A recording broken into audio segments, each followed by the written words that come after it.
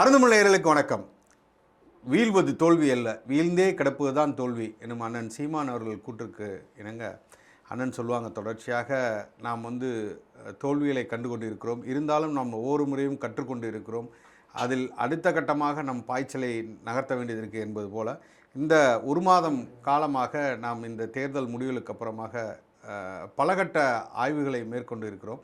அருந்தமிழ் சார்பாக எங்கள் குழு நிறைய தகவல்களை திரட்டி 2016, 19, 21, 24 இந்த தேர்தலில் நாம் வாங்கிய வாக்குகள் எவ்வளவு, ஒவ்வொரு தொகுதி வாரியாக நாம் வாங்கிய வாக்குகள் எவ்வளவு, 2024ஆம் ஆண்டு 26ஆம் ஆண்டு எத்தனை வாக்குகள் நாம் குறைந்திருக்கிறது, தொகுதி வாரியாக நாம் எந்த இடத்துலலாம் வாக்குகளை அதிகமாக வாங்கியிருக்கிறோம், ஒரு சில பூத்துகளில் எவ்வளவு வாக்குகள் நம்மளுக்கு அதிகமாக விழுந்திருக்கின்றன, எந்த இடத்தில் நாம் உள்ளாட்சி தேர்தலை அணுகும்போது நிறைய வாக்குகள் வாங்கி அந்த இடத்தில் வெல்லக்கூடிய சாத்தியம் இருக்குது.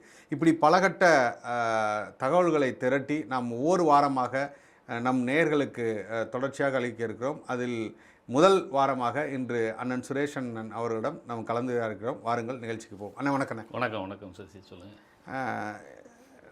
அறிமுகத்தில் சொன்ன மாதிரிண்ணே, நீங்கள் தான் அது எப்படி தொடங்கணும், எப்படி நம்ம இதற்குள்ளே நம்ம பயணிக்க ஆரம்பித்தோம், இது எந்த மாதிரியான தாக்கத்தை ஏற்படுத்தும், நம் அடுத்த கட்டத்தில் பாய்ச்சல் போகிறதுக்கு இது எப்படியெல்லாம் உதவும், அதை பற்றி கொஞ்சம் விரிவாக சொல்லுங்கள். அதாவது சென்ற மாதம் 4ஆம் தேதி வாக்கு எண்ணிக்கை தொடங்கியது. ஸோ 4 விட்டுட்டு 5ஆம் தேதி கிட்டத்தட்ட நமக்கு எத்தனை சதவீத வாக்குகள் நாம் தமிழர் கட்சிக்கு கிடச்சிருக்குது அப்படின்றது புள்ளிவரங்கள் தெரிஞ்சிச்சு.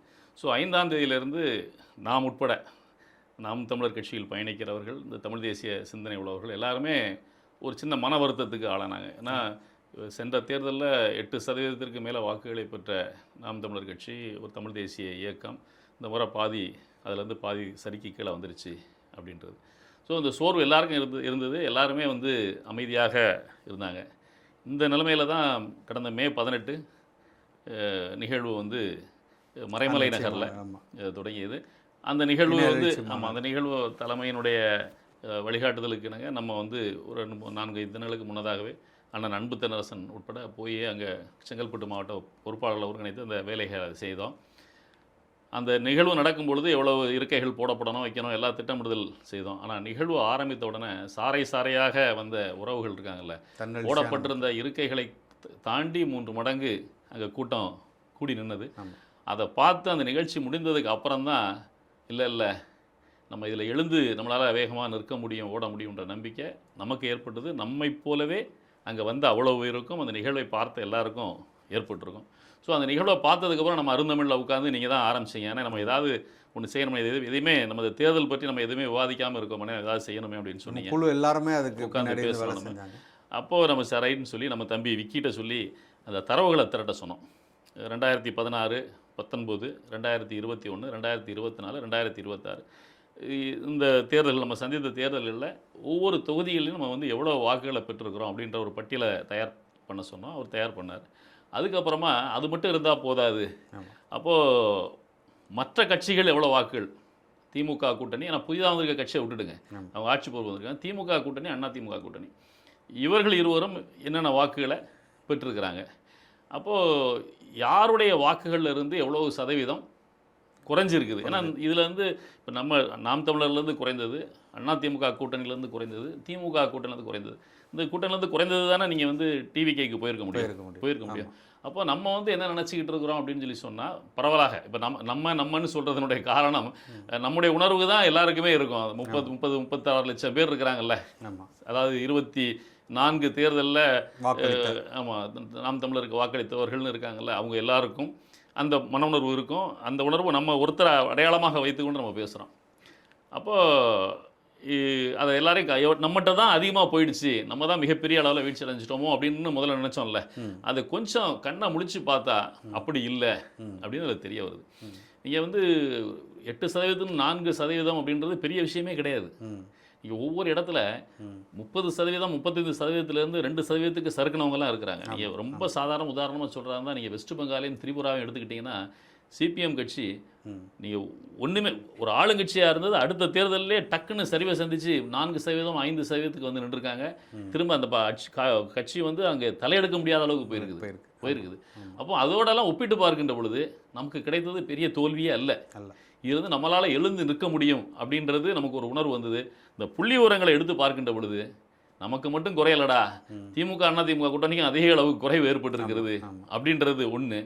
இன்னொன்று வந்து என்ன அப்படின்னா, இந்த தரவுகளை வச்சு பார்க்கும்பொழுது நம்ம நாம் தமிழர் கட்சியை இப்போ வந்து மிகப்பெரிய ஒரு வீழ்ச்சி நாம் தமிழர் கட்சிக்கு மொத்தமாக எல்லா இடமும் அடி வாங்கியிருக்குதுன்னு சொன்னால், பரவலாக தமிழ்நாடு முழுவதும் ஒரே மாதிரி சீராக 50% மேலே எல்லா இடத்துலையும் வாக்குகள் குறைந்திருக்குதா? குறைஞ்சிருக்கணும்ல. ஆனால் அப்படி குறைஞ்சிருக்கான்னு பார்த்தா அப்படி இல்லை. சில இடங்களில் நீங்கள் 21, 24 பர்ஃபார்மன்ஸுக்கு இணையான பர்ஃபார்மன்ஸ் தான் 26லையும் இருந்திருக்குது. 8% மேலும் வாக்குகள் வாங்குது. அப்போ சில இடங்களில் தான் குறைஞ்சிருக்குது. அங்கே வந்து குறைவுன்றது மிக அதிக அளவில் இருக்குது. அப்போது ஒரு இடத்துல நீங்கள் வந்து 234 தொகுதியில் அங்கங்கே ஒரு தொகுதியில் வாக்குகள் குறையலைங்க. 21, 24 வாங்கின வாக்குகளை இவங்க வாங்கியிருக்கிறாங்க, நம்ம வாங்கியிருக்கிறோம். 26ல் அதே அளவுக்கு வாக்குகளை வாங்கியிருக்கிறாங்க அப்படின்னு சொன்னால் நம்ம வந்து ரைட், அங்கே ஒன்று வேட்பாளர் ஏதோ செல்வாக்கானவர்களாக இருக்கலாம் அப்படின்னு நம்ம நினைக்கலாம். ஆனால் அப்படி இல்லை. ரீஜன் வைஸாகவே சில இடங்களில் நமக்கு வந்து பர்ஃபார்மன்ஸ் நல்லா இருக்குது.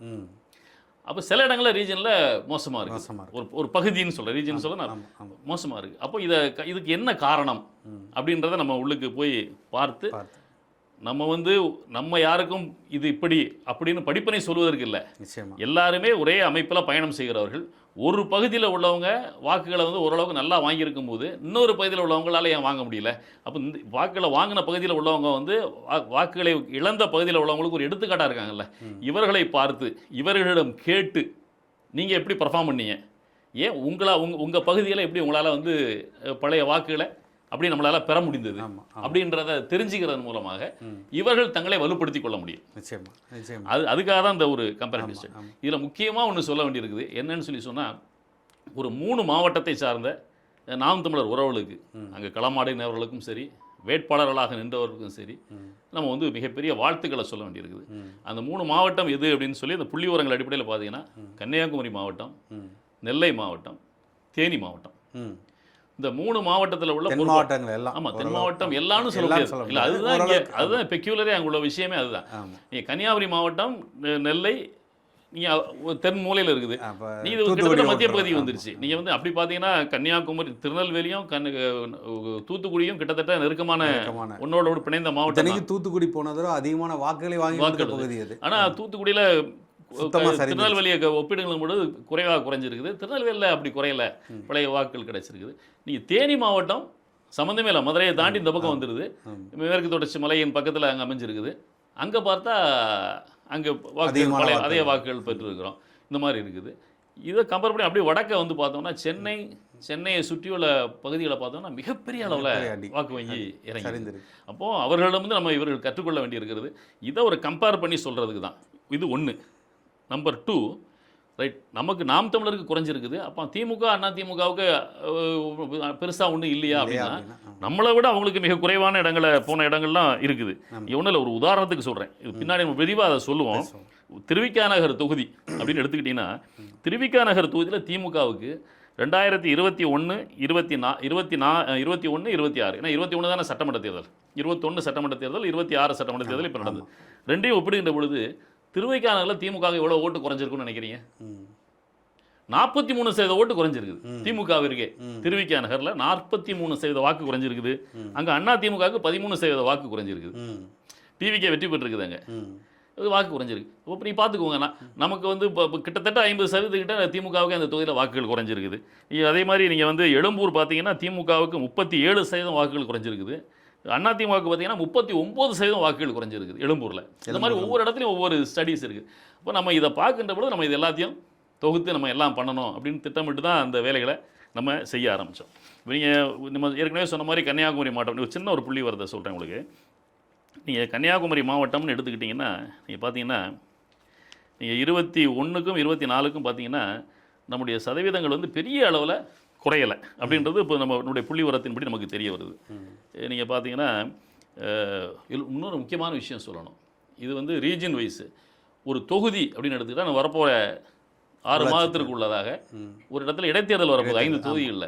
அந்த இடைத்தேர்தல் வருகின்ற 5 தொகுதிகளில் ஒரு தொகுதி அம்பாசமுத்திரம் தொகுதி.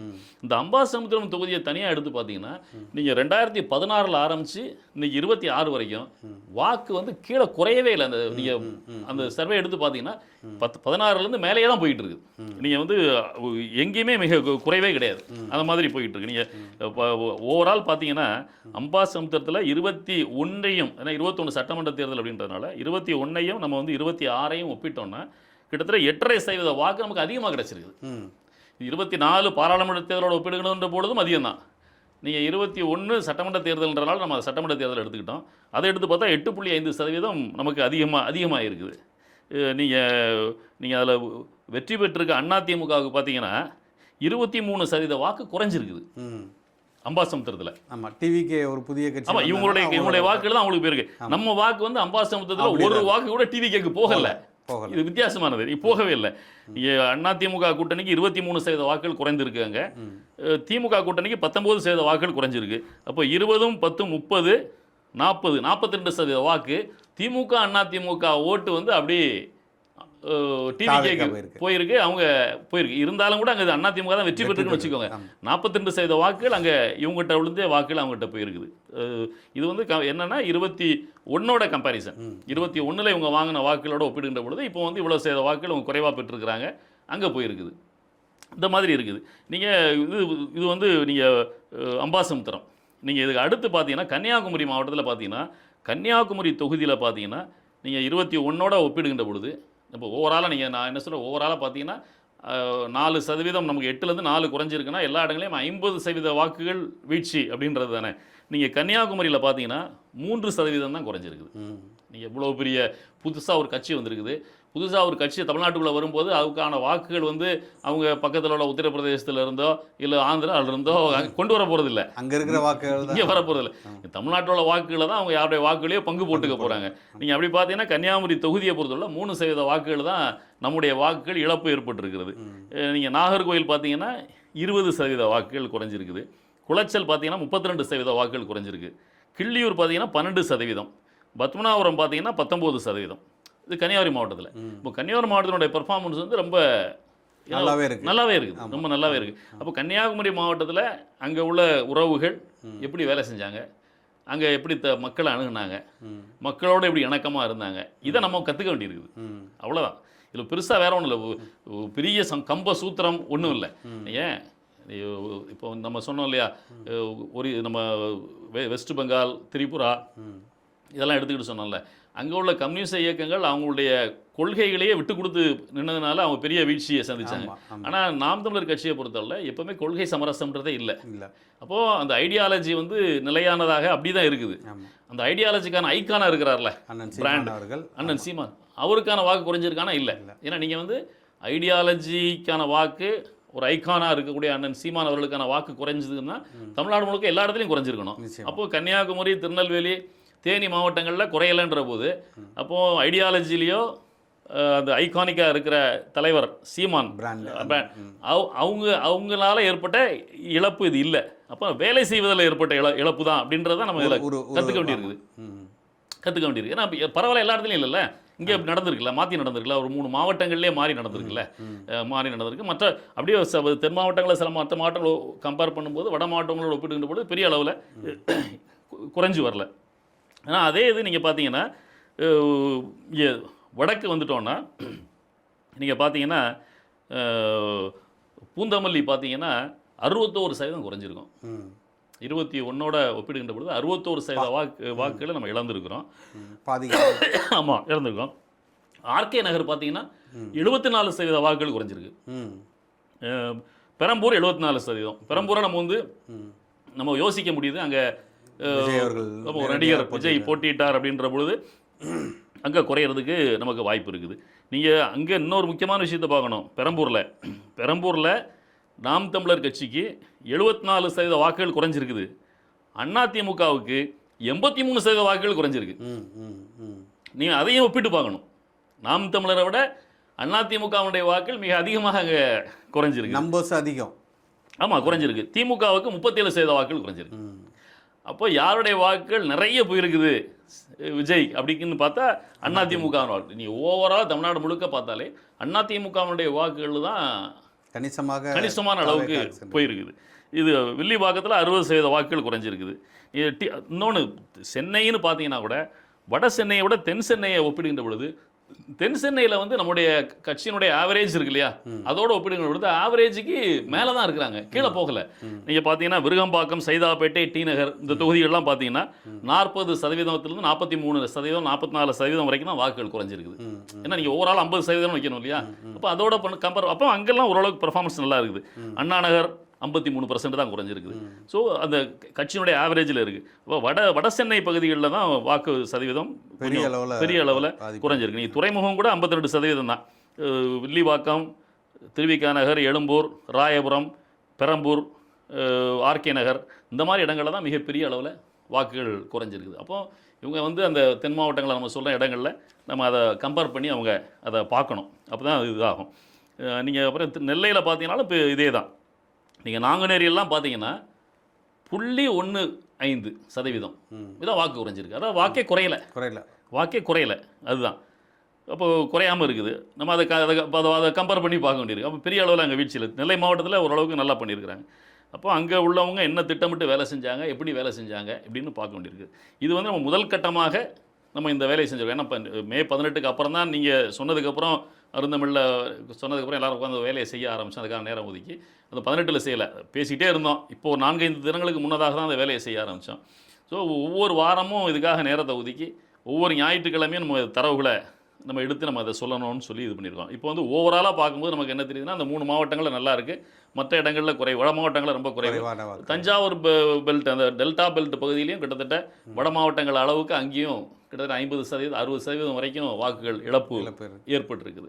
அப்போ நம்ம எல்லாமே வந்து இந்த தென் மாவட்டத்தை பார்த்து புரிஞ்சுக்கணுன்றதை ஓவராலாக நம்ம வந்து இதில் இருந்து நம்ம இது பண்ணிக்கிறோம். இன்னும் கூட நம்ம உள்ள அடுத்த லெவலுக்கு வந்து நம்ம பூத் வைஸ். ஆமாம், இப்போ வந்து நம்ம என்னென்னா அடுத்த ஞாயிற்றுக்கிழமைக்குள்ளதாக நம்ம வந்து கம்ப்ளீட்டாக தமிழ்நாடு முழுக்க இது வந்து சொன்ன மாதிரி திமுக அதிமுகவுடைய வாக்கு இழப்பு இருக்குல்ல, வாக்கு இழப்பு சதவீதம் அதை கம்ப்ளீட்டாக எடுத்துகிட்டு யாருடைய வாக்கு எவ்வளோ தூரம் போயிருக்கு அப்படின்றத ஓவராலாக தமிழ்நாடு முழுக்க எல்லா தொகுதிகள்லையும் பார்த்துட்டோம் அப்படின்னு சொன்னால் நமக்கு வந்து தெரிஞ்சு போயிடும். நம்ம எந்த இடத்துல வேலை செய்தால் நம்மளை தூக்கி நிறுத்த முடியும் அப்படின்ற இது வந்துடும். இது முதல் கட்டமாக நம்ம அந்த தகவலை அடுத்த வாரம் தெரிவிச்சுட்டு அதுக்கு அடுத்த வாரங்களில் இருந்து நம்ம வந்து பூத் வைஸ் நம்ம வந்து டேட்டாஸ் எடுத்துக்கிட்டு இருக்கோம். ஒவ்வொரு பூத்துக்கும் எவ்வளோ வாக்குகள் வந்து 26ல் கிடச்சிருக்குது, 21ல் வந்து எவ்வளோ தூரம் கிடச்சிருக்கு, 24ல் இதுவும் பூத் வைஸ் எல்லாம் நம்ம எடுத்துக்கிட்டு இருக்கிறோம். இதை கம்பேர் பண்ணும்போது நம்ம வந்து கூடிய விரைவில் உள்ளாட்சி தேர்தல் வரப்போகுது. அப்போ உள்ளாட்சி தேர்தல் வரும்பொழுது உள்ளாட்சி தேர்தலில் எந்தெந்த பகுதிகளில் நம்ம வந்து ஊன்றி இப்போவே வேலை செய்ய ஆரம்பித்தா, ஏன்னா எந்தெந்த சில பூத்தில் வந்து நல்ல வாக்குகள் இதே பர்ஃபார்மன்ஸ் வந்து அதுலேயும் இருக்குது. இப்போ வந்து நீங்கள் இந்த 3 மாவட்டங்களை கம்பேர் பண்ணிங்கன்னா அந்த 3 மாவட்டங்களில் இறங்கி நல்லா வேலை செஞ்சோன்னா பல நகராட்சிகளை பல நகராட்சி வார்டுகள், மாநகராட்சி வார்டுகள், கிராம பஞ்சாயத்துகள், நகராட்சி தலைவர், இப்போ நகராட்சி தலைவர் பார்த்தீங்கன்னா நேரடியாக தேர்தலுக்கு வருதுன்றாங்க. பல இடங்கள் நம்ம கைப்பற்றுவதற்கான வாய்ப்பு இருக்குது. ஏன்னா அதிமுகலாம் பர்ஃபார்மன்ஸ் மோசமாக இருக்குது. இந்த தேர்தலுக்கு அப்புறம் அதிமுக வாக்குகள் கம்ப்ளீட்டாக சிதறி போகுது. அந்த வாக்கில் நம்ம நோக்கி திருப்புறதுக்கு என்ன செய்ய முடியும், இதெல்லாம் யோசித்தோன்னா அந்த இடங்களில் நம்ம அதை பரவலாக நம்ம செய்ய முடியும். அப்போ அதை நோக்கி நம்ம வந்து நம்முடைய ஆய்வுகளை கொண்டு போய் நம்ம புள்ளி விவரங்களை கொண்டு வந்து ஒவ்வொரு வாரமும் ஒவ்வொரு தொகுதி எடுத்து அந்த தொகுதியில் எந்தெந்த பூத்தில் நீங்கள் வந்து நல்லா இருக்குது, வாக்கு வங்கி நல்லா இருக்குது, எங்கெங்கே ஊன்றி வேலை செய்தால் அந்த வாக்கு வங்கியை உயர்த்தி அந்த இடத்துல நம்ம வந்து உள்ளாட்சி தேர்தலில் வெற்றியை நம்ம பெற முடியும் அப்படின்ற புள்ளி விவரங்களை நம்ம எடுக்கலாம் அப்படின்றத நோக்கி நம்ம திட்டமிட்டு காய் நிறுத்திக்கிட்டு இருக்கிறோம். நம்ம வேலைகளை காய் நிறுத்தல வேலை செஞ்சுக்கிட்டு இருக்கிறோம். அது உங்களுடைய ஒத்துழைப்போட செஞ்சுக்கிட்டு இருக்கோம். நம்ம அதையெல்லாம் முழுமையாக நம்ம அதை செஞ்சு நம்ம முழுமையாக ஒவ்வொரு வாரங்களும் நம்ம வந்து ஞாயிற்றுக்கிழமை அந்த புள்ளி விவரங்களை நம்ம வந்து நம்முடைய எளியாக நம்ம சொல்ல வேண்டியது என்னென்னா, இன்று எதிலிருந்து கொள்கை ஒரு சித்தாந்தத்தின் அடிப்படையில் போகிற ஒரு கட்சி பெரிய அளவில் வீழ்ச்சிகளை சந்திக்கவில்லை, சந்திக்காது. இந்த தடுமாற்றத்தினாலையும் இந்த தப்பான கூட்டணிகள்னாலையும் இல்லை அவர்கள் வந்து சரியான ஒரு இலக்கை நோக்கி போகாதனாலையும் நடந்த ஒரு குளறுபாடுகள் தான் எனக்கு தெரிஞ்சு பெரிய அளவில் இந்த அதிமுகவாக இருக்கட்டும், இல்லை வெஸ்ட் பெங்காலில் நடந்த வீழ்ச்சியாக இருக்கட்டும், இந்த மாதிரி கட்சிகள்லாம் சரிந்திருக்கு. நம்ம தனியாகவே தான் நினைக்கிறோம். ஆமாம், இல்லை ஒரு முக்கியமான விஷயம் இப்போ திமுக அதிமுக வாக்கு வங்கி குறைஞ்சிருக்குன்னு இருக்குல்ல. இப்போ சொல்கிறாங்கல்ல திமுக கூட்டணியிலேருந்து காங்கிரஸ் வெளியே போயிடுச்சு. இப்போ பேசும்பொழுது யாருடைய வாக்கை யாருக்கு யாரால இன்னும் வெற்றி அந்த பிரச்சனை பெற்றார்கள் ஓடிட்டு தெரியல. இருக்கு. இப்போ நாம் தமிழரை பொறுத்தளவில் அப்படி எதுவுமே சொல்ல முடியாது. முடியாது. இருக்கிற புள்ளி விவரங்கள் எல்லாமே முழுக்க நாம் தமிழருடைய வாக்கு. நான் அதை மீறி வேற யாருடைய வாக்கும் அங்கே இல்லை. அண்ணன் சீமான் அந்த கொள்கை ஐடியாலஜி இந்த ரெண்டுக்குமான வாக்குகள் தான். அதனால் அதில் எந்த மாற்றம் இருக்க போகிறதில்ல. அதனால் நம்ம வந்து முடிந்த அளவுக்கு நம்முடைய புள்ளி விவரங்களை தொகுத்து பார்வையாளர்களுக்கு கொடுப்போம். அந்தந்த பகுதியில் உள்ளவங்க அந்த புள்ளி விவரங்களை எடுத்துக்கொண்டு நம்ம வந்து நமக்கான களமாக மாற்ற வேண்டும். உள்ளாட்சி தேர்தலில் மிகப்பெரிய வெற்றியை அவர்கள் பெற்று நாம் தமிழர் கட்சிக்கு கொடுக்க வேண்டும் அப்படின்றது நம்முடைய ஆசை. அதற்காக இந்த வேலையை செய்கிறோம். இதனுடைய நேயர்கள் பயன்படுத்தி கொள்ள வேண்டும், பயன்படுத்தி கொள்வார்கள் என்று நம்புகிறோம். தொடர்ந்து பேசுவோம். அடுத்த வாரம் ஒவ்வொரு தொகுதியாக எடுத்து பேசுவோம். நன்றி, வணக்கம்.